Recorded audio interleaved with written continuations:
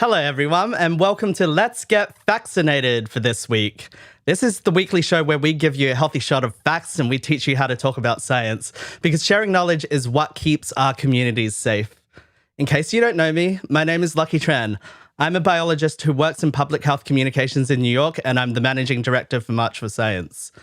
Lovely to see you all here today. This is an interactive live show, so please do write to us to the chat. Let us know where you're from and how you're feeling. And please, of course, leave us questions. We'll be happy to try to answer as many as we can today. And don't forget to subscribe to us on YouTube. We'll drop the link in the chat because really that's the best way of watching us. And we're doing these shows regularly and we're trying to answer all your questions and engage the community. So that's the best way to get notified and keep participating in this wonderful, wonderful community that we're all part of. All right, so for this week's guest, we have Tara Haelle, who is a science journalist, public speaker, and author of Vaccination Investigation and The Informed Parent. How are you doing today, Tara? Nice to have you on the show. I'm doing well. Thanks for having me. Yeah, absolutely. And of course, you just recently wrote this really great piece on unvaccinated kids and what we can do safely as the summer approaches. And of course, it was in reaction to this Atlantic piece by Emily Oster with the headline, "Your unvaccinated kid is like a vaccinated grandma." So I do want to sort of situate your piece there and sort of, before we begin, really talk about that. What we're talking about here, we really don't want to set up this sort of public health rap battle or anything like that, right? I really think that the whole ecosystem of public health experts, communicators, officials, journalists, really at the heart of it, we really all want to do a couple of things. Is one, we recognize that the pandemic has been really hard on everyone, hard mentally on everyone, and we want to really help people through it. And, you know, another thing is that we want to help keep people safe from the virus. I think we're all united in that. And I think, but to do those things, I think it's critical that we get the science and the communications around science right, Tara? Which is why I think your piece is so important and so valuable right now. So I would love to, you know, we're so excited to have you on the show and we would love to talk to you about it and sort of answer some questions around, you know, unvaccinated kids and how we can navigate, you know, the next few months safely, which is a bit of a strange time for us all when some people are vaccinated, some people aren't. So there are difficult questions. So I guess, you know, diving right in, I think the first question is, what is wrong with that headline? Well, what Ms. Oster was trying to say was that the risk of a child ending up hospitalized from COVID is about the same as the risk of a vaccinated grandmother ending up hospitalized from COVID. And that's true. That much is accurate. That's based on the statistics. However, when you use the analogy of your unvaccinated child is like a vaccinated grandma, it leaves out a lot of other ways in which they're different that are really important with public health ramifications. The biggest of those is that an unvaccinated child can contract the disease and then pass it along to others. And if you're capable of transmitting the infection to others, you're a much bigger public health risk. It is, you know, vaccinated people might be able to get an infection and might be able to pass it around, but it's extremely, I mean, the more and more data that we're getting, the more we're realizing that that's extremely unlikely. So you don't want to equate those two when the overall public health risk is still substantial. Yeah, absolutely. And so, you know, something that we hear a lot about is that children have the lowest hospitalization and death rates from COVID, right? So, you know, why doesn't that necessarily mean that, you know, they'll be all right without the vaccine? Well, first of all, it's true that they do have low hospitalization rates. And that's wonderful because in the past, often diseases have hit kids harder. So that's one of the very few blessings we've had with this particular disease. That said, it doesn't mean that kids are invulnerable. They don't have some superpower. And there have been kids hospitalized. MISC is extremely rare, but it still happens. There's been over 2,600 cases of the multisystem inflammatory syndrome in children. And it's scary. Those kids spend a couple of weeks in the hospital often, and we don't know what the potential long-term effects of that condition are because it has cardiac implications. So we're still learning that. We know that adults with even mild infections can develop long COVID, and we know that the COVID disease attacks multiple systems, including your circulatory system. We don't know if kids who have mild disease might end up with, say, a heart murmur 2 or 3 years from now. Now, that doesn't mean that we have to wait 2 or 3 years to let our kids out and about. Obviously, that's not a sensible risk-benefit calculation, but it means we can't just blithely assume that kids are not going to be at any risk at all. You know, they're not nearly as invulnerable as I think a lot of people reading that article thought that it implied. Yeah, absolutely. And I know we had a couple of comments about like long haul, COVID, right? I mean, this one's specific with the question. Thank you, Claudia, for this question. Could a vaccinated person contract COVID and be at risk for long hauler symptoms? I think that's slightly different from generally like unvaccinated kids, right? And so the idea with the vaccine, Right. is that it should be protective against. But we don't know. There's a lot of research that we're still trying to figure out, particularly with long haul stuff. So we have to be honest that there is some risk, when it comes to long Right. haul, symptoms. Well, and we right? don't, I mean, so far there have not been, to my knowledge, any reported cases of long COVID with a vaccinated person, but the vaccines haven't been out long enough for us to see cases to see if there's going to be long COVID. Um, Given the preliminary evidence that people who had long COVID and got vaccinated actually saw improvements in their symptoms, it's probably unlikely that it'll lead to that. But we can't say anything for sure until enough time goes by that we can collect the data. It's all about collecting that data, and unfortunately, it just takes time. Exactly. And of course, when we're talking about kids who aren't going to be vaccinated for a while, there is that risk there. And I do worry personally. I don't hear people talking enough about long COVID. It's one of those things, right? It's a community of chronic illness, and sometimes people they find it hard to be believed. And so I feel like, as a media person, I sort of worry that we don't talk about this enough. I see more journalists covering it, which is great, but that's something that should be in the conversation. And I really appreciated you bringing it up in your piece.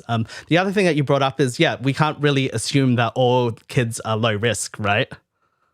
Yeah, that was honestly the two things that bothered me most when I read Oster's piece, even though I understood her intentions were good, were one was ignoring transmission risk from kids to other people. The other was that she seemed to have a monolithic idea of what what kids were as a group. And I don't at all think it was intentional, but it came across to me as a very privileged piece, and that it left out groups of kids who have higher risk. We know that Black and Latino children have a higher risk of both contracting COVID and having hospitalizations and deaths, and of MISC. We know that children with disabilities and underlying conditions, and up to 17% of American children have a disability, according to the CDC. That's not a small number of people. That's about 1 in 6 or so. And so that's a substantial proportion. And I think a lot of parents who have children with disabilities felt left out when they saw that article. And it's like, well, I know I can't do that with my child. My child has Down syndrome. My child has this unusual blood disorder. My child is going through cancer treatments. And we can't ignore those children at the same, as we're giving these guidelines. We need to be considering that. So I think that's one of the biggest issues. Yeah, absolutely. And thank you, Carly, for this comment. This is exactly what you're talking about. Like, very curious about the COVID risk for overweight children who have other major respiratory illnesses, right? We can't really assume all kids have the same risk when we're talking about this. There are underlying conditions, as you say, and we need to sort of factor that in when we're talking about, how we behave and keeping people safe, right? Absolutely. Yeah. And thank you for bringing out that point. I think it's something that sometimes we are talking about it more with vaccinations, etc. But the most impacted communities of color, the Black community, we need to be talking about, not. Sometimes I hear this thing that, the virus is equal when it infects you. Maybe biologically that's true, but like our ability to protect ourselves from the virus is dependent on social situations and historical situations, etc. And so I think that's important when we have this conversation. And another thing I want to add is that I was looking when I was researching that article, I looked for a lot of data on whether we know whether or not children with obesity have higher rates of COVID or poor COVID outcomes. And I only found one article. It was from relatively early on in the pandemic, which means it was before we had as much knowledge as we have now about management. So you have to take it with a grain of salt. But I haven't seen anything else from that since then. And I asked on Twitter and I haven't seen anything. So from what I can tell right now, we don't have a lot of data on whether or not obesity is a risk factor in children as it is in adults. And that's concerning given that we have fairly high rates of obesity. And again, obesity is higher in a lot of oppressed communities. So the fact that we just don't have data on that makes us, the parents of children who have a few extra pounds, how many extra pounds might be a risk? Well, we don't know if it's even a risk. And so I think those are the kinds of open questions we still have. Absolutely, absolutely. And also, I think a great point that you bring up in the piece is that it's not just about kids, right? It's about general, because it'll take a while to vaccinate everyone. It's about general transmission risks to everyone, particularly if you go on Right. holiday and you're interacting with workers and essential workers, etc., who might not, hopefully they'll be vaccinated, but there's still a lot of people that won't be. It just takes time, right? And so Right. how about you sort of take us through sort of that thinking of the impact outside of just kids as well? Yeah, and actually, before I do that, I noticed one question I can Hmm. answer real quick just because I saw it and it's easy. Yeah. Someone asked if there was a correlation between kids who contract who develop MISC and those who have a history of Kawasaki disease. And as far as we know so far, there is not necessarily any correlation there. In fact, interestingly, the rates of MISC are elevated in Black and Latino communities, but they are lower in Asian among Asian populations, Hmm. which is unusual because Kawasaki disease is actually a higher risk Hmm. in Asian communities. So even though there is definitely overlap in the symptoms and there's a lot of similarities in management, it doesn't appear that they're related at any genetic or predisposition level so far that we can see. And that's with the caveat that any of that could change. So, but going back to what you said about the public health implications, so obviously, if you take your child to, say, well, actually, I was talking to someone earlier today about Disney World. Let's say you take your child to Disney World. Hmm. If you're walking around Animal Kingdom, almost all of Animal Kingdom is outdoors. The risks that your child poses to other people there are not very great unless you're getting on a safari and the kid's yelling and screaming at someone and releasing droplets right there in front of someone. Outdoors is fairly low risk. However, if you then go to Epcot and you go to some of those little cool techno things they have that are all indoors, and your child is walking around and you're following the health recommendations as though your child is vaccinated when they're not, that child has the potential to contract COVID and then transmit it to others. Basically, anytime a disease is trying, a disease wants to replicate, it wants to spread. That is its sole goal in life, and it's going to look for any susceptible hosts, no matter who they are. And if it finds hosts in children, then it will proliferate in children and continue circulating. The more it circulates and the more infections spread, the more likelihood there is for mutation, and the higher the likelihood or possibility is for variants to arise. Now, it doesn't mean that I'm not suggesting that Hmm. if we let kids just kind of roam wild, that we're definitely going to end up with some crazy mutant strain. That's not likely. But the point is that we don't know what kinds of variants might arise. It's not impossible that there could be a variant that arises that is more concerning in children, that the children don't do as well with, or that begins to spread better, or they develop a strain that is more resistant to the vaccines than what we're currently seeing, since most of them are pretty good.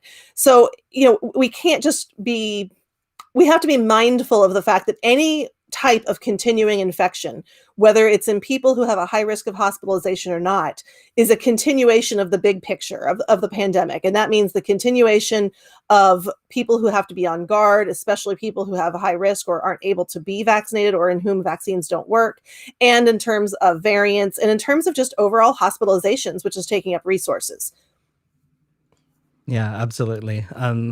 Stacey has a comment. Great piece. I hope people care enough about vulnerable kids enough that they'll live with minor inconvenience for just a bit longer. That's exactly right, isn't it? We're here to protect everyone. It's not just ourselves. But I think, we're close. We're close to the finish line in many ways. We have a great tools to help keep everyone safe. We just need to be patient a little while longer. So thank you for that comment, Stacey. I think that's really poignant.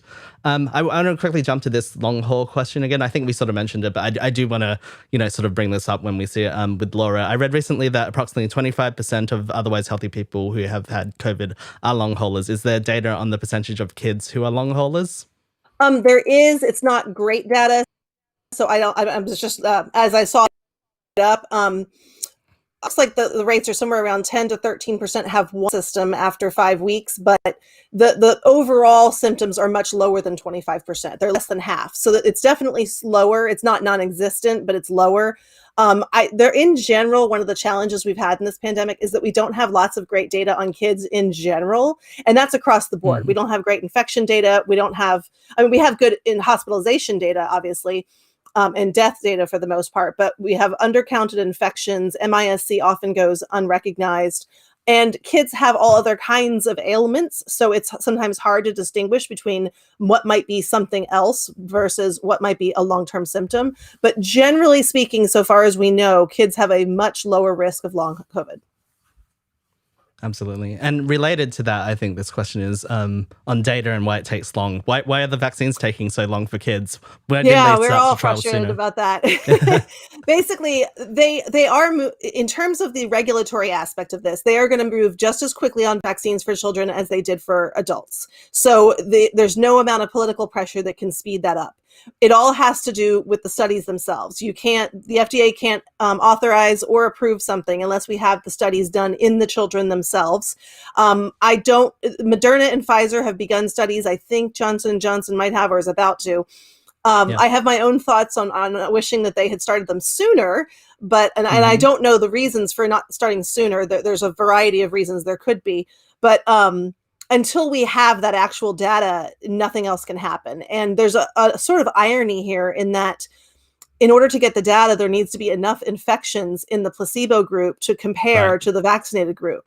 And we're seeing a reduction in infections overall throughout a lot of the country. Not everywhere. About 22 states have been seeing some upticks, but we are seeing lower infection rates, which is fantastic, but which also means it'll Mhm. take longer to get enough placebo children, kids that are in the placebo group to get infections so that we can compare what their infection rate is to those in the vaccinated groups.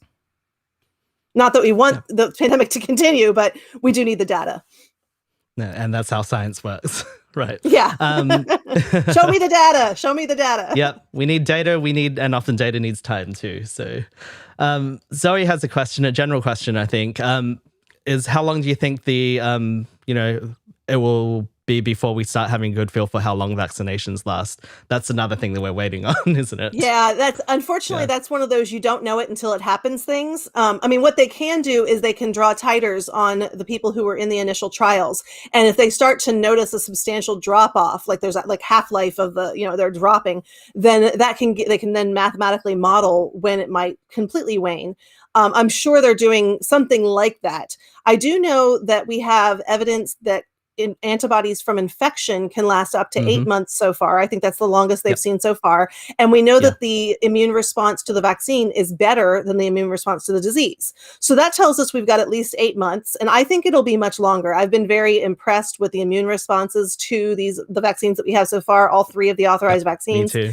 And I don't see nothing in the data so far suggests to me that we're going to have to worry about having like an annual booster shot or anything. I don't know what the long term is, if it'll be 5 years or 3 years or 10 years, but I feel confident it's going to last at least a year. It's going to last long enough to kind of get out of the rut that we're in right now and then keep an eye on it.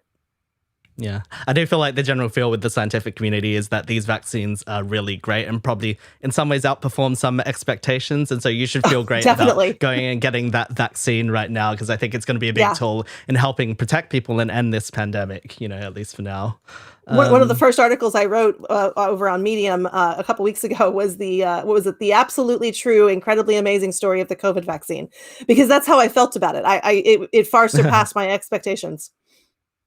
I really love that. I think we got a bunch of questions on some practical advice, which we've skirted around before, but I sort of want to jump in. Maybe there's some general answers we can give. As we were speaking before off camera, is that like a lot of these guidelines, it depends on a lot of factors, and so it's hard for specific scenarios. There's a lot of questions that we still have because of data as well, and that the vaccinations are taking time to roll out, which is natural. So, we'll sort of give some sort of guidance on this. But yeah, so let's sort of jump into it. So one of the Okay. questions is that, Jennifer, my extended family wants to camp this summer. Majority will be vaccinated. Should we wear masks?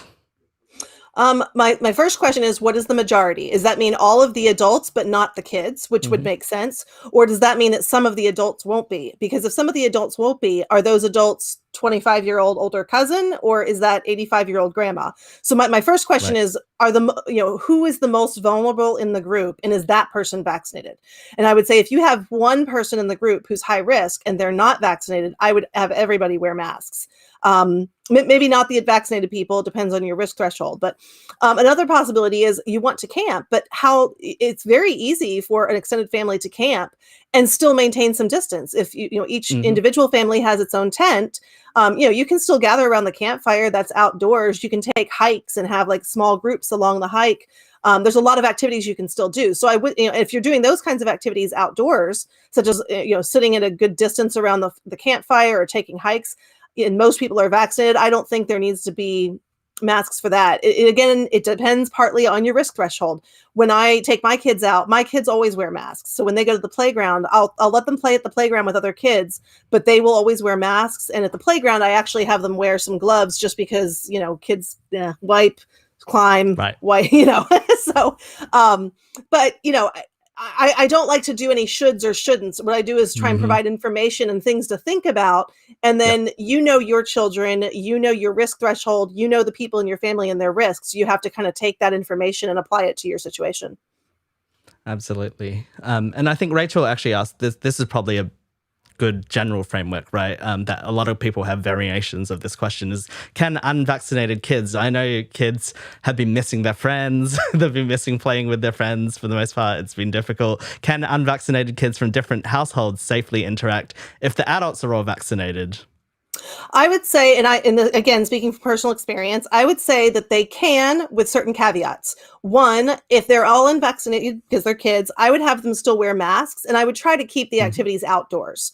Or if you do Agreed. an Yeah. indoor activity like watching a movie, have some windows open so that you have really good ventilation, and I would still have them wear masks. Another thing I would consider is, are the kids all doing homeschooling or are some of them in school? Because if some of them are in-person school, what are the policies of that in-person school? A lot of in-person Mm. schools have done a fabulous job of containing infections. If a child gets an infection outside of the school and comes in, the contact tracing and everything is immediately taken care of and it doesn't spread within the school. Other schools have not been as vigilant about mask wearing and distancing. So my first question would be, are your kids in school right now, in-person school as opposed to virtual school? And if they're in person, how good or how weak are the different measures that they're taking in those schools? But I definitely think it is possible for the kids to start getting together, especially outdoors with masks. Yeah. Speaking of schools, actually, Lynn has this question, and this has been in the news a lot this week. Actually, the CDC guidelines, right? So, what's the sense of completeness of data on children COVID, and how does that affect the studies we've been seeing in terms of expanding in-person instruction and lowering the physical distancing from 6 to 3 feet? The completeness on data in kids is very sparse. We don't have nearly the data that we wish we could. And part of that is because a lot of kids have been protected from it by virtue of doing virtual school and staying home a lot. So they aren't, kids don't have essential jobs. Their parents have essential jobs, but there's one layer of protection there. So that's one of the reasons. The fact that so many children have asymptomatic illnesses means that they may not show the symptoms that let us know that they have it. So our data all over is pretty sparse in that regard. It's not near, we wish we could have a lot more. In terms of dropping from 6 feet to 3 feet, there was one study, it was a very large meta-analysis that provided the data showing that there wasn't much difference in terms of transmission. It's kind of a caveat, excuse me, it's a sort of compromise, but not the kind of compromise that necessarily is endangering health. It applies only to the children who are 12 years old or younger, so the ones that are already appearing to transmit less, probably because they have lower viral loads and fewer symptoms.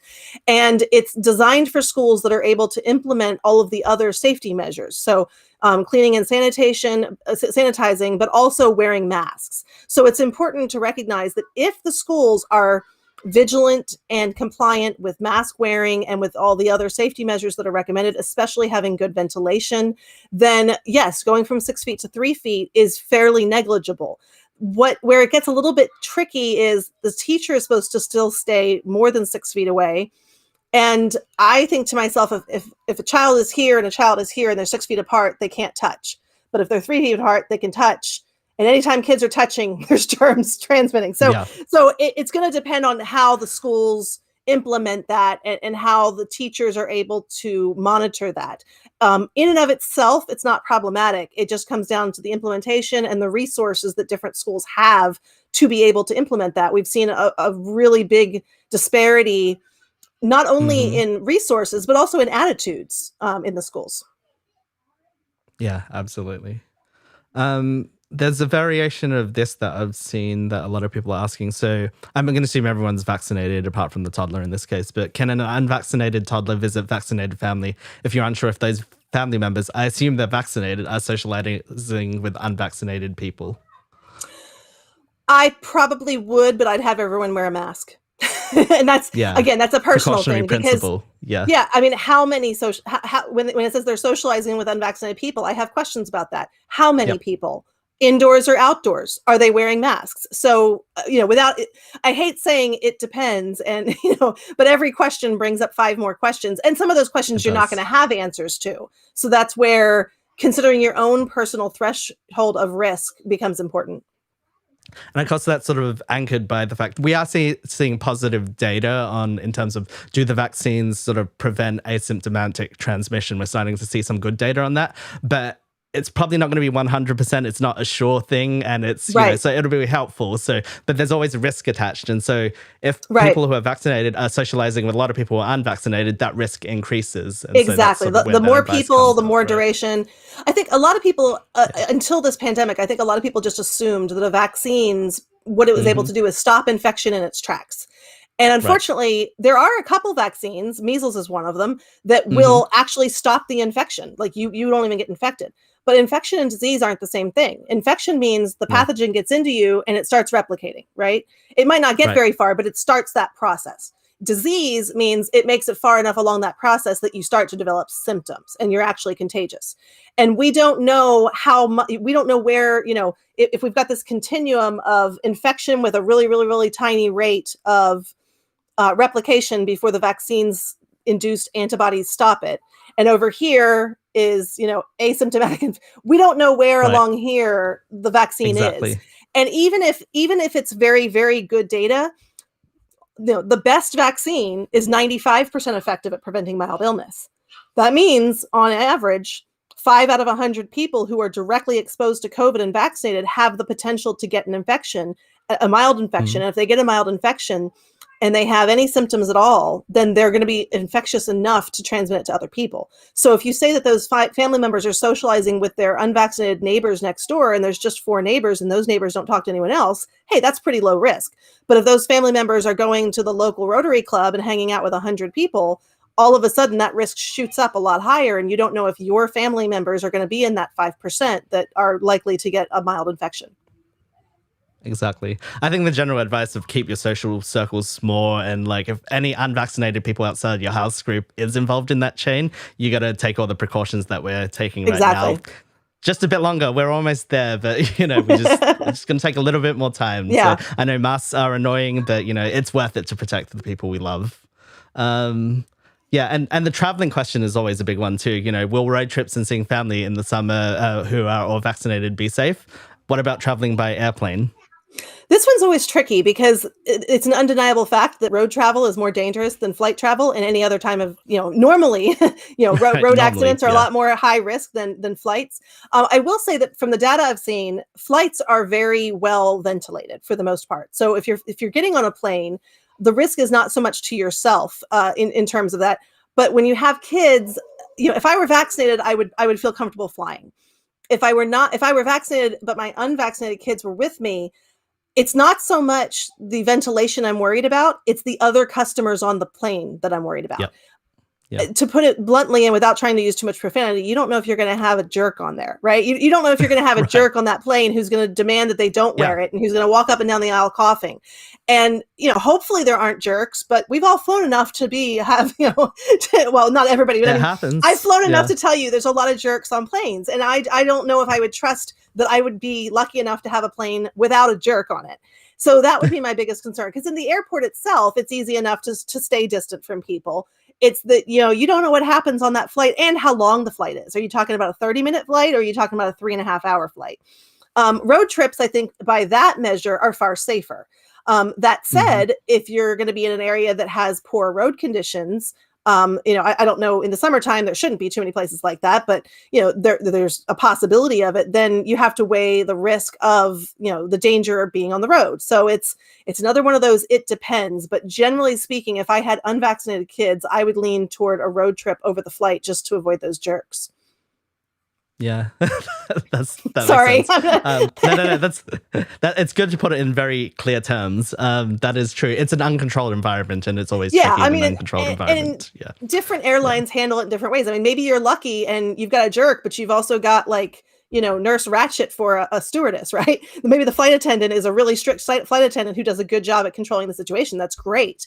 But I have to admit that I don't expect flight attendants to take on the role of having to, we have asked so many workers that are essential to deal with people who don't want to wear masks and want to deny this yeah, virus is real, which is really unfair and puts their own lives in danger in some cases. I don't want to be responsible for putting a flight attendant in that situation by being angry and asking them to, hey, please address that guy, get him to put his mask on, please. I mean, short of physically pulling it over his face, you can't force him. yeah. Absolutely. Yeah, I would probably lean to that side too. I know a lot of appy people are sort of saying we're probably going to take cars this summer until, things sort of pan out a little bit more. I would lean to that too, I think. I mean, drive safely though, because again, yes. because in general, car accidents are a lot more common than plane crashes. So, there is no way to travel risk-free, but then there's no way to enjoy life risk-free either. So, yeah. Well, with cars, you take all the precautions too, right? Like we have masks for COVID, we have seatbelts for cars, we have driving safely, defensive driving, all of those things. That's public health, I think. So that's great. Exactly. Cool. I think, we'll wrap up those chat questions. Thank you so much, everyone, for all those questions. I know you have a bunch more. We'll keep this going over our series, I think. And really, Tara, it's one of those situations, right, where like the public health guidance is evolving. And I know that feels scary in a way, and it feels frustrating because you hear a new thing every week, and that's a new thing that you have to put into your daily lives. But that's really sort of where we're at and how science and public health evolves. So we just need to sort of stay patient and keep having these conversations. Right. I will answer one thing I saw real quick. I do think someone asked if the plexiglass barriers on student desks are really worth it. And I do think they are, because with the plexiglass, you're keeping, even if they, if they pull down the mask to scratch their lip or something, or to take a sip and they're breathing, it's still keeping all of those aerosols here. It's not like some can't float, but they can, the odds of them floating up and over the plexiglass and then down over someone else's plexiglass is less likely, basically. So I do think they are worthwhile. And just to speak to the issue of making decisions about all these questions, I've been seeing the questions come in, and I'm sorry I can't respond to all of them. I do have an article that will be out. It should be out tomorrow in the New York Times, if not tomorrow on Saturday, that has a lot of yes/no questions about activities, and it won't tell you what you can do, but it will help you think through all the different considerations that you need to have in terms of, what do I need to think about in assessing this risk? And I keep seeing these questions come in. They're such great questions. On the breastfeeding question, we just had a study come out today finding antibodies from vaccinated mothers in their breast milk. So both in the cord blood and in the breast milk, there were antibodies from the mothers who were vaccinated. What we don't know is how protective they are for the newborns. And it's just going to take time to gather that data. And I'll stop there for real. That's awesome. Thank you so much. Thank you so much for the great questions. This is really great. As I say, we're all about conversations here. The more conversations we have, the more we understand, and we can share that info, and the more we can stay safe for each other. So thank you. I do want to ask you a couple of, because another part of this show, apart from sharing information, is on how to learn to have effective science communications and conversations with loved ones. So I'm very interested sort of in your personal experience. I know we've all of us who work in comms or journalism or science in general have had very special experiences over the last year during the pandemic. It's been an interesting time, right? We've had like armchair epidemiologists, and people obscure acronyms like PCR and IFR being talked about on the street now. So it's been an interesting time. So just wondering, like, what are some of your challenges that you've encountered or observations over the last year covering the pandemic? I think by far the most difficult one is a misunderstanding of what science is. A lot of people think of science as a static body of knowledge, like this is a scientific fact, and therefore this is what science says. And science is not a body of knowledge. Science is a process for learning knowledge. And anytime something is a process, it's going to be evolving and changing as you go. And one of the things that has been most confusing for the public and the biggest communication challenge that people like you and I have had is communicating why things change when they change. And the fact that they're changing doesn't mean that people don't know what they're doing. It means they're paying attention. And the best way I can think to describe it is, if you were to say you should always drive in a straight line between the lines, right? Let's say that if you're teaching someone how to drive and you say, always stay between, the white and the yellow line when you're driving, no matter what. Well, if a kid runs out in front of you, boom, you move, right? That's a reason to get out of that lane. And then if it turns out there's a traffic accident and you have to, they're directing you off into the median in order to get away from the traffic accident, those are exceptions. And it may turn out that that becomes the norm. Maybe there's kids all over the place. Maybe a truck turned over and there's cows everywhere. I don't know. My analogy is going off the rails here. The point is, we have to gather in new information as it comes and incorporate that new information into our guidance. And that's really hard because it does feel like things are constantly changing. So I think that's been the biggest challenge that we've faced overall. I think another challenge is finding out how to talk to people who have questions, uncertainties, who don't believe certain things that we believe the evidence shows, people who have hesitancy about vaccines. I think there's been a lot of learning going on among public health professionals in terms of, many of them already were doing this for years, but others were learning what are effective ways to talk to people. And I think one of the most important things you can do, if not the most important thing you can do, is start by listening. Listen to what their questions are, 100%. Listen to what their concerns are, and then sort of fine tune, identify what their concerns are and what values underlie those concerns. What values are informing those concerns. And that can help you not only address the actual concern, but address it in a frame you're addressing that concern in a way that speaks to their values, what's important to them. And it might be different than what's important to you, but what matters is they need information to address, within the framework of their values. That's what you want to address. So I think that's a really important thing that we're focusing more on trying to practice better. I love that. And it's something that's come up in several interviews that we've done on this show, actually. I think it's, by day I teach academics how to communicate science to a lay audience. And I think people get this perception because they see, Bill Nye on TV or, all of these people on TV, on CNN. And it's all about being a show person and sort of all of that glam. And I think a lot of the important science communication we do is a conversation. It's about listening. It's about difficult conversations, understanding values, understanding that people come from different places. And I think everyone's doing so much effective work that's not on CNN, etc. in this area right now, right? Well, and it's fun to have science entertainer communicators. They're great. Yeah. But anybody, any of us, and any person, whether they have, a degree in science or not, I don't have a degree in science, can be a science communicator in their own circles. If you happen to be someone who enjoys keeping up with the latest news and you read carefully, you can provide that information and you become a trusted source for those people in your circle, because you're staying on top of things. And as long as you remain open-minded and open to the fact that the evidence is going to change, and then you'll have to, reconfigure your perspective on something based on the new evidence, then, anybody can be an effective science communicator if they're an effective listener, if they're an effective communicator in general, if they care about people and they want to help people understand their concerns, or at the very least say, hey, I know you have concerns about that, and I can understand why you have those concerns. I don't know if everything you said there was correct, but I know some links here that might help you think about it. It's much better than saying, you're wrong, read this link, it tells you what's right. That's... That's never going to work. Yeah, absolutely. No.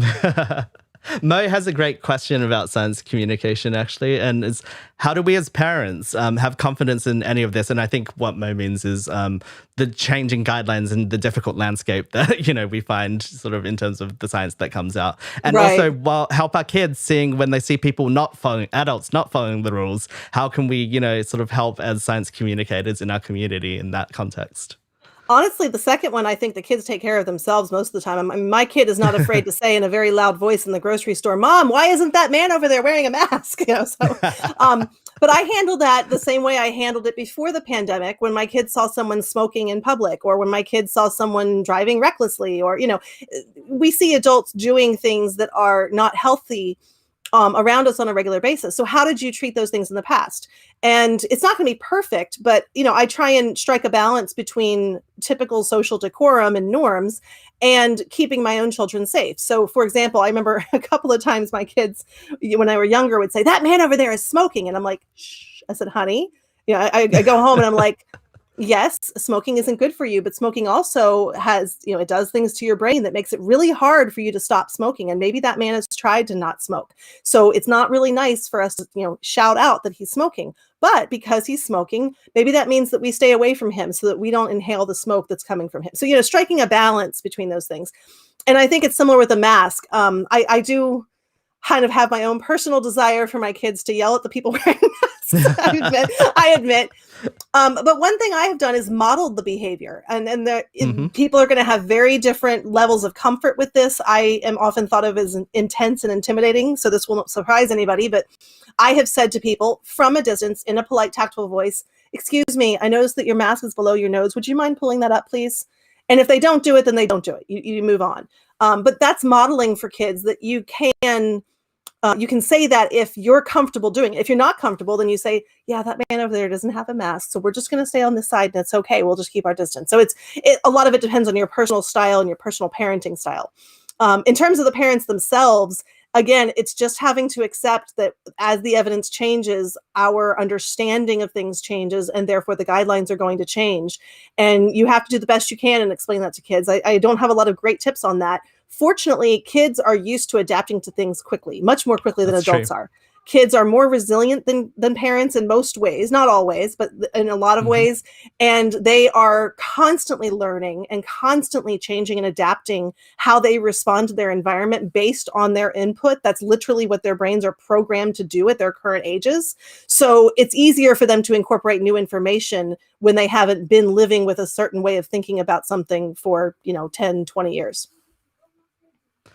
All right. Thank you so much for sharing all your wonderful tips, Tara, both as a parent and science communicator, and, sharing the guidelines. And it's a difficult time, difficult things that we're navigating through. But again, having these conversations is so insightful for all of us. So really appreciate having you on the show. Do you want to let the audience know where they can sort of help see your work and what you've got coming up? Yeah. The best thing to do is to follow me on Twitter. My handle is just my first and last name together. So at Tara Haelle, that would be the easiest. I have a Facebook page. I'm not as good about updating it. But most of the stuff that comes along, I post on Twitter. And I also am regularly contributing at Medium now. So I have a Medium that you can, on medium.com, you can follow me there. And then the rest, those are the two big places that are probably the easiest to find where my stuff is.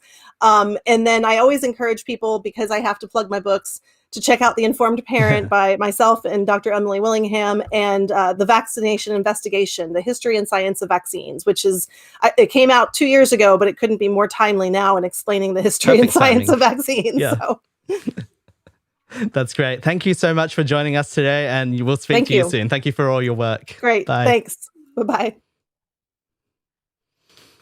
All right. And so before we go, we have a couple of things. First of all, this week's Fauci fave. I know we all love the Fauci fave. So there's been a lot of talk about which vaccine is best, right? And it's sort of a very difficult conversation. But the Vox team put together a really good video on this, on why it's hard to compare efficacy numbers.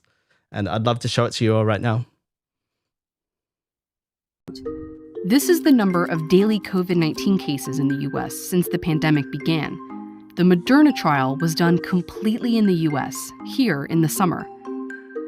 The Pfizer-BioNTech trial was primarily based in the U.S. too, and at the same time. Johnson & Johnson, however, held their U.S. trial at this time, when there were more opportunities for participants to be exposed to infections.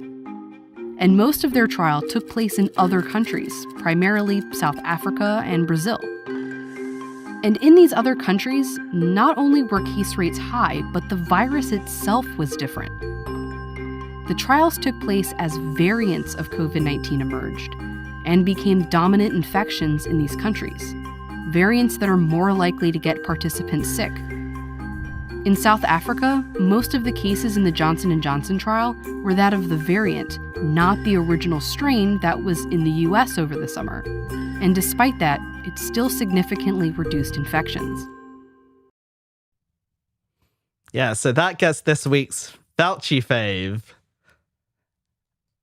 And it's really worth paying attention to all the numbers and all of this science that gets updated each and every day. And I know it's a lot with the vaccines, but I think the take home with all of this is that all of the vaccines that we have approved so far are remarkably effective against preventing severe illness. And so really, it's a testament to science, and we should all feel confident about getting the first vaccine that's available to us. So that's really a wonderful video, I think, explaining sort of the complexities of clinical trials and comparing them, and sort of the science that goes behind checking that these vaccines are safe and effective. So thank you for the people at Vox for putting that together. We'll drop it in the comments so that you can check out the full video. So please do that.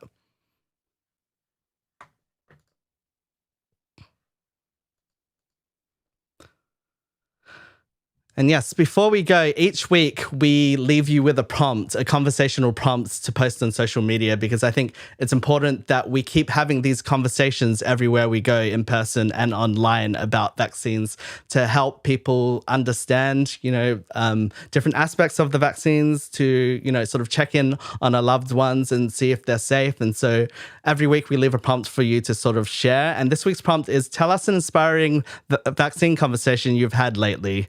And please use the hashtag vaccine booster. And on a related note, we're excited to say that, on what Tara was saying, that we can all be science communicators, and it's during the period, it's important for all of us to have these conversations in our community, because we are the people who are trusted people in our communities, and that's the important people who should be talking about vaccines right now. And so to help you along, we run this series, Let's Get Vaccinated, but we've also got a very, very special training coming up, and a day before Earth Day on April 21, and where we're going to have a whole bunch of special guests, and we're going to employ different methods from science communication to relational organizing to help you learn how to have really effective conversations about vaccines with your community. So please sign up with us and join us on that day. We want to train thousands of people and sort of do this work over summer, because we have a lot to contribute, as individuals, as communities, and it's a really massive, massive science communication project that we can all pitch in with right now. So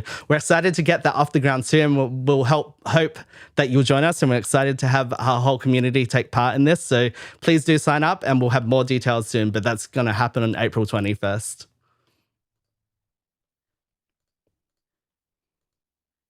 And all right, thank you so much to our guest Tara today, and thank you all for joining and participating. I thought the questions were really great today, and really in depth, and sort of helped us learn a lot. So we'll keep these shows going every week. So please keep commenting. Please subscribe to our YouTube channel. Please keep participating in our community, because when we have these conversations, we help keep each other safe. Remember, boosters, facts save lives. Please stay safe, and I'll see you all next week. Bye.